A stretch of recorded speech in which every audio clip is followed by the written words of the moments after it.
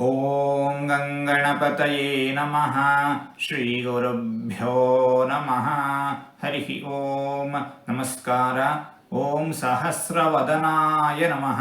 ಭಗವಂತ ನೂರಾರು ಸಾವಿರಾರು ಅನಂತ ಮುಖಗಳನ್ನು ಹೊಂದಿದ್ದಾನೆ. ಪ್ರತಿಯೊಂದು ಜೀವಿಯೂ ಮಾಡುವ ಪ್ರತಿಯೊಂದು ಕರ್ಮವನ್ನೂ ನೋಡುತ್ತಿರುತ್ತಾನೆ ಭಗವಂತ. ಕರ್ಮಕ್ಕೆ ತಕ್ಕಂತೆ ಫಲವನ್ನು ಕೊಡುವವನು ಭಗವಂತ.